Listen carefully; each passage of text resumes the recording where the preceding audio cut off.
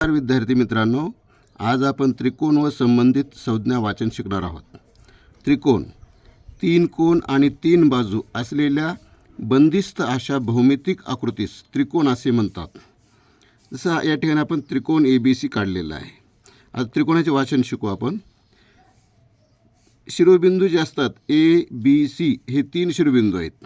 आता त्रिकोणाचे वाचन आपल्याला 6 प्रकारे करता येते।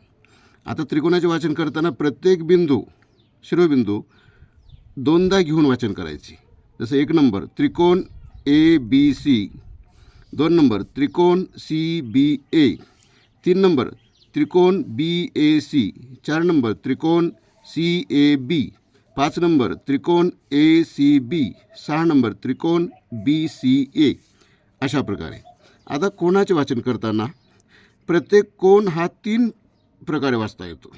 जसं कोण A सिंगल स्वरूपामध्ये, आता याच कोणाला 3 अक्षराने वाचता येतं। कोण BAC आणि कोण CAB, दुसरा कोण B, कोण ABC, कोण CBA, तिसरा कोण C, कोण ACB आणि कोण BCA। आता बाजूचे वाचन करूया आपण। पहिली बाजू AB, बाजू AB तिलाच बाजू BA म्हणतात किंवा रेख AB किंवा रेख BA।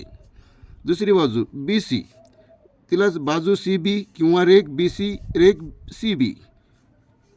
तिसरी बाजू AC किंवा बाजू CA रेख AC किंवा रेख CA। आता या ठिकाणी जर आपण त्रिकोणाचा गुणधर्म पाहिला एक, तर त्रिकोणाच्या तिन्ही कोणाच्या मापाची बेरीज 180 अंश असते। जसे की कोण A अधिक कोण B अधिक कोण C बरोबर 180, किंवा कोण ABC अधिक कोण BAC अधिक कोण ACB बरोबर 180। अशा 3 प्रकारे वाचताना आतला कोण मध्ये जो बिंदू आहे शिरोबिंदू तो कोण असतो। आता कोणाचे माप दिले असेल तर वाचन, जसे या ठिकाणी पाहिलं आपण त्रिकोणामध्ये कोणाचे माप दिलेत आपल्याला। तर कोण A बरोबर 70 अंश आहे, कोण B बरोबर 50 अंश आहे, कोण C बरोबर 60 अंश आहे।